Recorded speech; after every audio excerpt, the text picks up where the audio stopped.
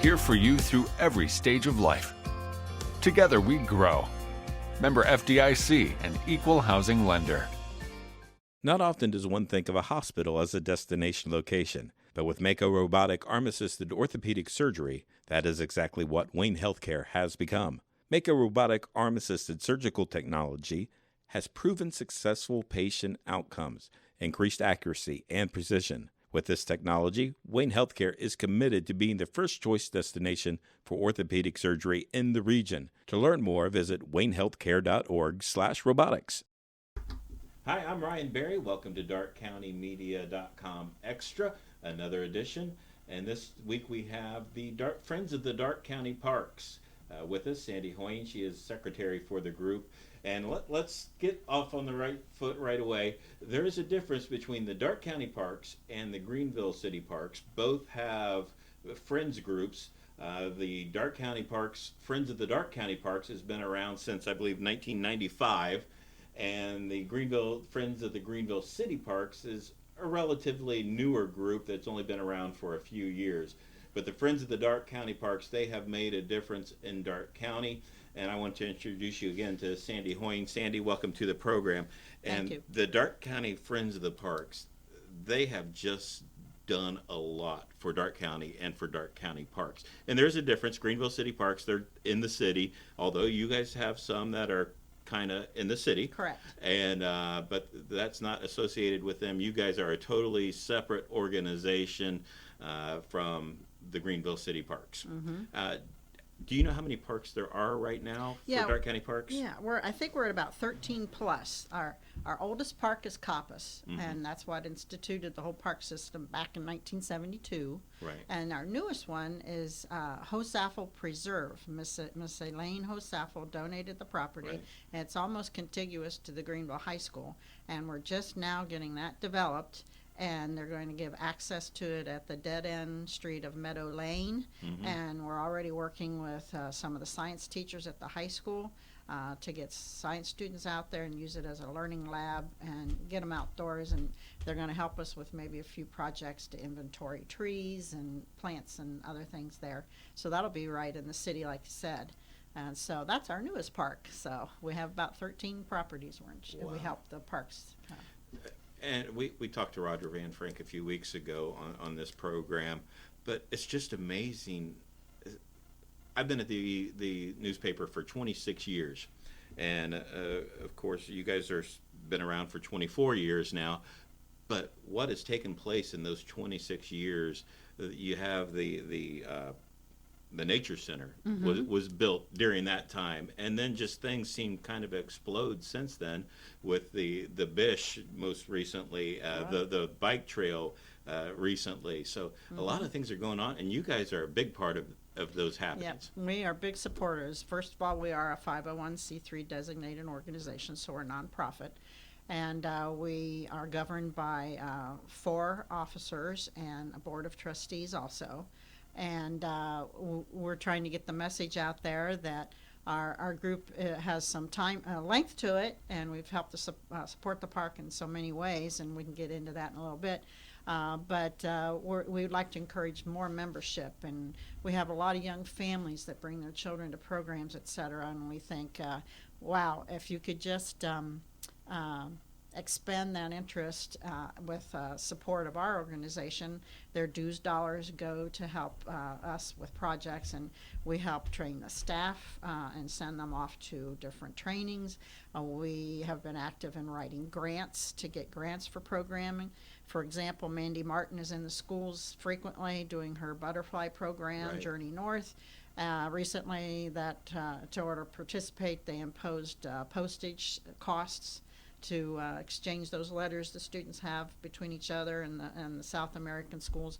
And she says she didn't really have anything in her budget to pay for that new imposed postage that used to be covered by right. Journey North.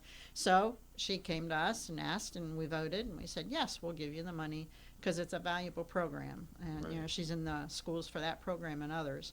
And we've helped the staff with other grants, and we recently wrote a grant for getting a handicap accessibility entranceway for the Nature Center. Well, the type that you'll hit the the button Right. and the doors will come open, because we realized that it was hard for handicapped people to get in there. One of our most valuable grants that we try to reapply for is to get funding for school buses. A lot of schools tell us, well, we'd like to bring the kids out to the programs, but it costs to pay the driver and get the gas and to bring the students. And so they can apply to us, and we will offer grant monies to pay for drivers and gas to bring their kids, bring the students to the park for their off-site Right. programs. So we're pretty proud of those kinds of grants that we get, and the way we help the staff. We help send them to different trainings, especially this is time of the year when it's a little less busy with the programs at the parks, then often these things are scheduled. So we'll see some of them going off to some of these trainings during these winter months. And we help with the mailing costs for the nature notes to go out.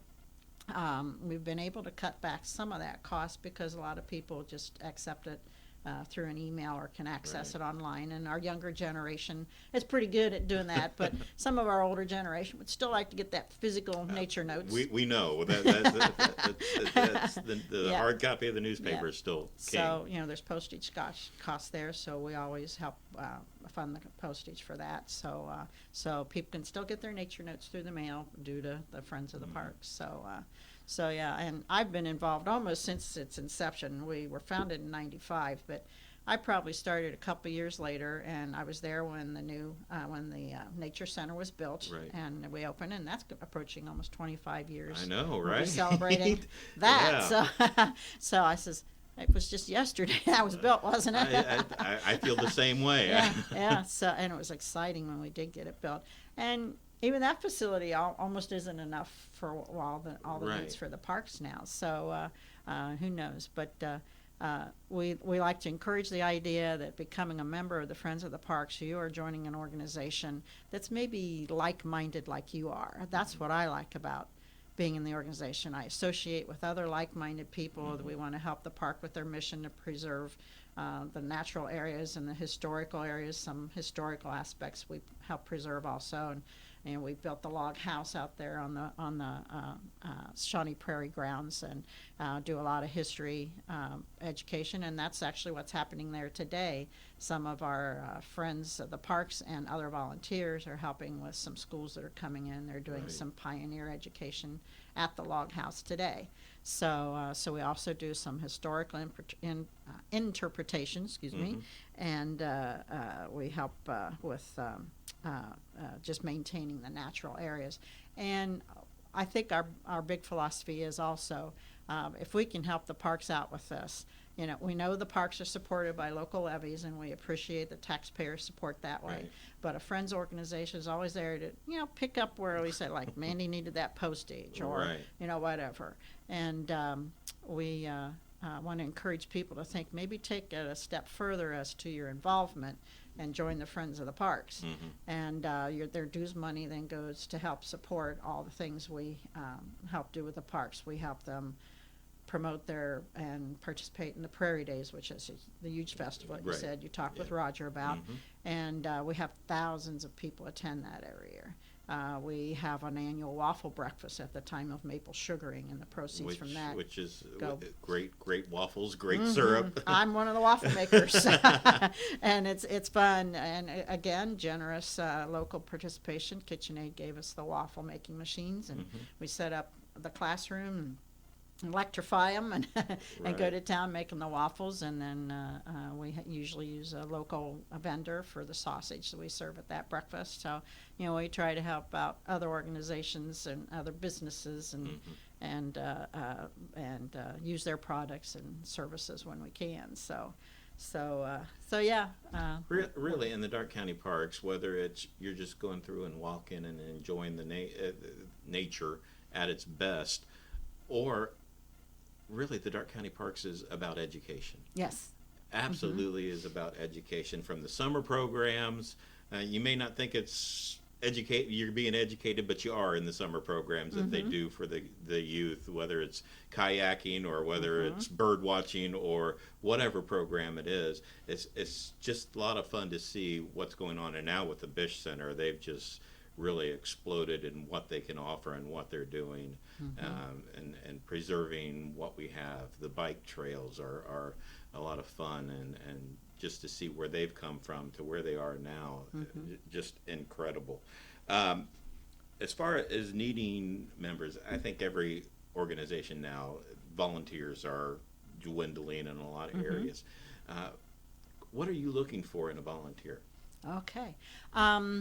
First of all, we appreciate the volunteers that do come out and do that volunteer work. And we're asking that maybe, since they see what the parks do and see how we support them, why don't they take it a little step further and join our organization? The dues are very inexpensive. I have one of our brochures right here, and this is available at the website. Okay. And so if you go to darkecountyparks.org and click on the upper right menu bars, Right. you can bring up the Friends of the Parks, and you go in and you can find this brochure. And a student can join for $2 for a year. That's pretty reasonable. I think that's pretty reasonable. Individuals can join for $10, and Again, a family, no matter reasonable. what the size of the family, $15. And something maybe we haven't promoted so much in the past, but we also have tiers for other supporting groups, like clubs and organizations can join for $25 to $49. We have a contributors group of $50 to $249. A corporation could join for $250 to $499, and you could become a lifetime member in any of those categories for $500 and up. Right. So we offer that, and so this brochure can be downloaded from our website, and just follow and click through the Friends of the Parks. I can give you the exact steps. You go to www.darkecountyparks.org. You click on the right-hand menu bar. You click on clubs, then you click on Friends of the Darke County Parks, then scroll to the bottom of the page, and you'll click on Download the Membership Brochure, and it'll print a two-sided membership form like this, and you can send it in to us with your dues payment.